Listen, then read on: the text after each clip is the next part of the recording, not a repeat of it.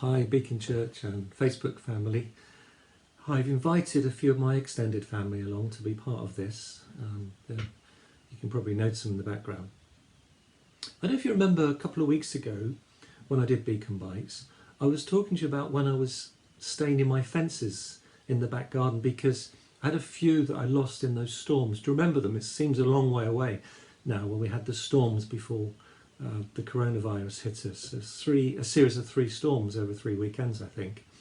And I lost a couple. So I had to restain the new ones a couple of weeks ago. And as I was getting close up to the wood, I could just smell the lovely smell of fresh wood. Beautiful. And it made me think about Jesus, the carpenter, and talked about that a couple of weeks ago. I don't want to talk about that today, but one of the things I've been doing over the last couple of days is being back out in the garden when I can, enjoying working in the garden.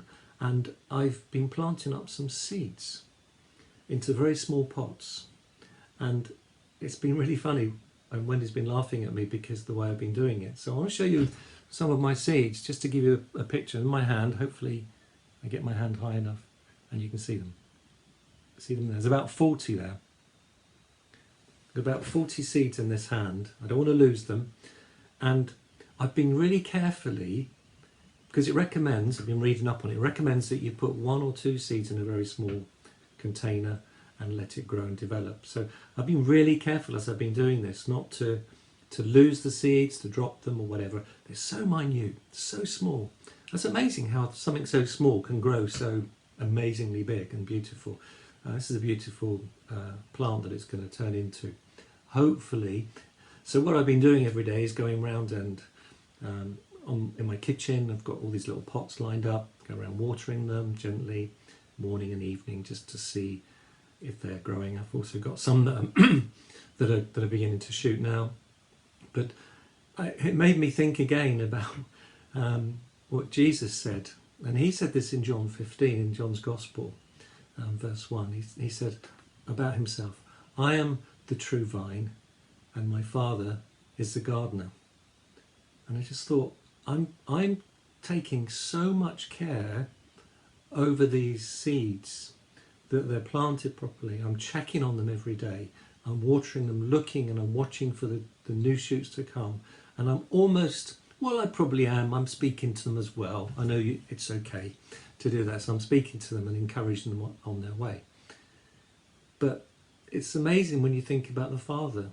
So Jesus, who is our Saviour and Lord, his Father is our Father, for those that love him. He's our Father, and yet he cares about the garden.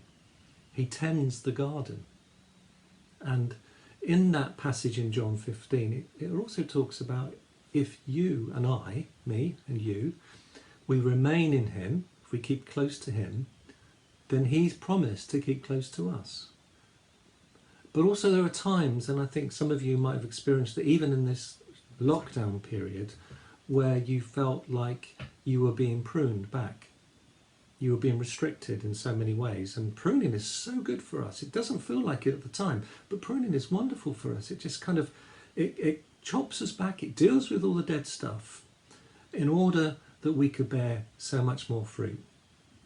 So I want to encourage you that our Father is a gardener. And I've taken great delight in looking after these seeds. How much more is he going to care for each one of us? God bless you. Speak to you soon.